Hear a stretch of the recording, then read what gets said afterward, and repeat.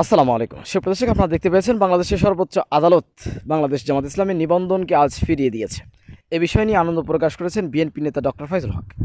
আমরা বিস্তারিত ডক্টর ফয়জুল হকের মুখ থেকে জেনে আসবো। জামাতে ইসলামী তাদের দলের নিবন্ধন ফিরে পেয়েছে। বাংলাদেশের সাধারণ জনগণের সাথে আমি উচ্ছ্বাসিত, আনন্দিত এজন্য যে গণতন্ত্র বিকাশে বাংলাদেশের এই মুহূর্তে জামাত ইসলামের নিবন্ধন এবং প্রতীক অত্যন্ত গুরুত্বপূর্ণ। আমরা যারা গণতন্ত্রে বিশ্বাস করি, স্বাধীনতায় বিশ্বাস করি, মুক্ত জ্ঞান চর্চায়, ভোটাধিকার এবং মানবাধিকার প্রতিষ্ঠায় বিশ্বাস করি, তাদের প্রত্যেকটি রাজনৈতিক দলের প্রতি সহানুভূতি প্রকাশ করা, তাদের পাশে থাকা, কিন্তু তর্কের ময়দানে একে অপরের ভিন্ন আদর্শ পোষণ করলেও তাদের দুর্দিনে পাশে দাঁড়ানো এটা প্রত্যেকেরই দায়িত্ব।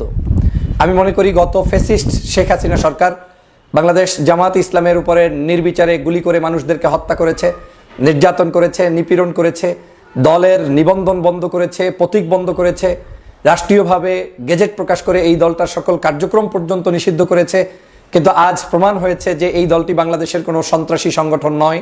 এই সংগঠনটি বাংলাদেশের গণমানুষের কাছে জনপ্রিয় একটি সেকেন্ড লার্জেস্ট পার্টি হিসেবে বাংলাদেশে এই মুহূর্তে জনগণের কাছে বিশ্বাসযোগ্য একটি সংগঠন। এই সংগঠনের নেতাকর্মীদের উপরে জুলুম, অত্যাচার, নিপীড়ন করে সংগঠনের কার্যক্রম যে স্তব্ধ করা যায়নি তা আজকে রায়ের মাধ্যমে প্রকাশ পেয়েছে এবং এই রায়ের মাধ্যমেই এই দলটি এখন নতুন করে উজ্জীবিত হবে। আমি প্রায়ই বলে থাকি যে বাংলাদেশের মানুষের কাছে গ্রহণযোগ্য কে আছে কে নাই এটা আপনি শাহবাগে দাঁড়িয়ে কিংবা ওই প্রেস ক্লাবের সামনে ৩-৪ জন ব্যানার ধরে বসে থেকে প্রকাশ করতে পারবেন না। গণমানুষের কাছে যেতে হবে, তাদের জানাজাগুলোতে যেতে হবে, মানুষের কাছে জিজ্ঞেস করতে হবে। শতকরা মানুষদের যাদেরকে জিজ্ঞেস করবেন এই মানুষগুলোর ব্যাপারে তারা সৎ চিন্তা ধারণ করে, লালন করে এবং বিশ্বাস করে। বাংলাদেশ জামাত ইসলামী বাংলাদেশের রাজনীতিতে কতটুকু অবদান রাখবে, তারা তাদের দল নিয়ে কতটুকু নির্বাচনে সফলতা অর্জন করবে সেটা নিতান্তই তাদের ব্যাপার এবং সেটা নির্বাচনী মাঠে আসলেই দেখা যাবে। কিন্তু নির্বাচন আমি কার সাথে করব, কাকে নিয়ে করব? এই মুহূর্তে বাংলাদেশের যখন শেখ হাসিনা পালিয়ে গিয়েছে, অবৈধ 16 বছর পর্যন্ত কোনো ভোট হতে দেয়নি, সেই দেশে নিশ্চয়ই বাংলাদেশের বাকি যে রাজনৈতিক দলগুলো রয়েছে তাদের বিচরণ বৃদ্ধি করা দরকার এবং তাদেরকে সাথে নিয়ে ইলেকশন করা দরকার। জামায়াত ইসলাম আগামী নির্বাচনে প্রতিদ্বন্দ্বিতা করবেন এবং সেই প্রতিদ্বন্দ্বিতার মাধ্যমে বাংলাদেশের একটি গণতন্ত্র উদ্ভাসিত হবে। সংসদে আমরা সরকারি দল এবং বিরোধী দল দেখতে পাবো। আমরা বিশ্বাস করি নির্বাচন যদি সুষ্ঠু হয় তাহলে বাংলাদেশের জনগণ যে কাউকেই সরকারি দলে নিয়ে আসতে পারে। হতে পারে বিএনপি, হতে পারে জামাত, হতে পারে ভিন্ন কেউ। কিন্তু এই যে ভিন্ন কেউ আসবে, ভিন্ন কেউ যাবে, এটাই গণতন্ত্রের সৌন্দর্য। আমি নিজে দাবি করে বসে থাকবো যে আমি ক্ষমতায় আসবো, এটা কোনো সৌন্দর্যতা নয়। এবং এটা যারা বিশ্বাস করে তারা শেখ হাসিনার পদঙ্ক অনুসরণ করে। জামাত ইসলামের উপরে জুলুম, নির্যাতন, অত্যাচারের রেজাল্ট আজকে তারা পেয়েছে যে তাদের উপরে যা করা হয়েছে সবই ছিল অন্যায় এবং এটার প্রতিবাদ আমি সেই বহুকাল আগ থেকে করেছি।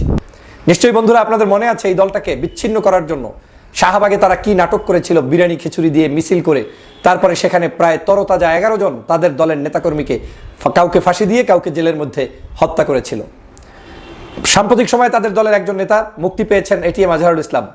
তার মুক্তির মাধ্যমে সেখানে প্রমাণ হয়েছে যে যাদেরকে ফাঁসি দেওয়া হয়েছে মূলত তারা কেউ অপরাধী ছিলেন না, তাদেরকে রাজনৈতিক কারণে ফাঁসি দিয়ে তারপরে এই দেশ থেকে আওয়ামী লীগ বিতাড়িত হয়েছে। প্রিয় বন্ধুরা, আমার প্রত্যেকটা জিনিসের একটি শেষ থাকে। আজ বাংলাদেশের আওয়ামী লীগের শেষ। আওয়ামী লীগ আর মাথাচাড়া দিয়ে উঠতে পারবে না, দাঁড়াতে পারবে না।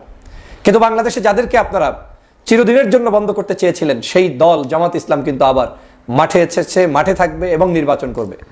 আমি আগামীর রাজনীতিতে আমি মনে করি যে বাংলাদেশের সবচাইতে বেশি খুশি হব যদি আমি সরকারি দল এবং বিরোধী দলের মধ্যে এই বিএনপি এবং জামাতকে দেখতে পাই। সে যেই ক্ষমতায় আসুক সে যেন অন্তত এই সংসদে দাঁড়িয়ে দাঁড়িয়ে সত্য এবং ন্যায়নিষ্ঠার কথা বলতে পারে। কেন বলছি এ কথা?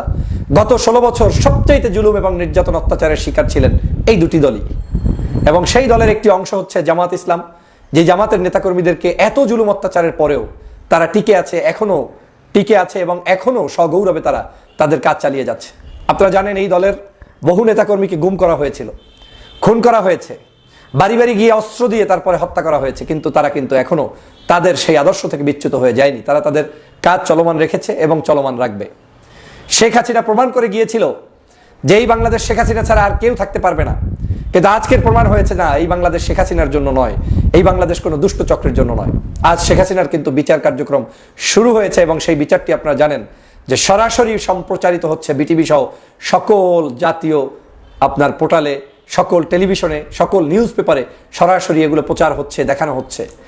এই যে একটি স্বচ্ছতা এবং স্বচ্ছতার ভিত্তিতে তার খুনের বিচার জাতি দেখতে পাবে। এটাই হচ্ছে আওয়ামী লীগ এবং বর্তমান সময়ের মধ্যে পার্থক্য। আওয়ামী লীগ হলে কি করতেন? স্বচ্ছতার দরকার নাই, যাকে পাও তাকে পাও, গ্রেপ্তার করো, মেরে ফেলো, শেষ করে ফেলো। আর এই শেষ করতে গিয়ে আজকে তারা ধ্বংস হয়ে গিয়েছে। প্রিয় সহযোদ্ধা ভাইরা, প্রিয় বোনেরা, আপনারা জানেন আজ এই দলটি নিবন্ধন পাওয়ার মধ্য দিয়ে আমার কাছে মনে হয়েছে মজলুমের মুখে হাসি ফোটা শুরু হয়েছে।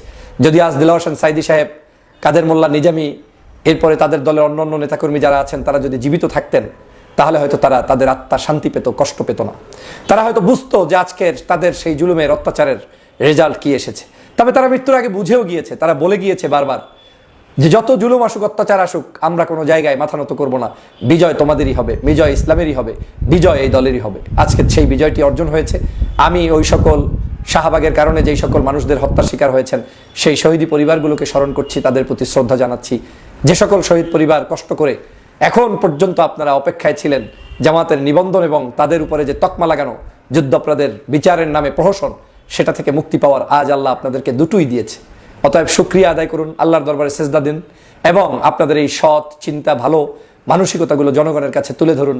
জনগণ আপনাদের এই সকল জুলুম অত্যাচারের জবাব ব্যালট পেপারের মাধ্যমে এবং গণতান্ত্রিক প্রক্রিয়ায় আপনাদেরকে উপহার দিবে, তাদেরকে শাস্তি দিবে এবং আপনাদেরকে উপহার দিবে।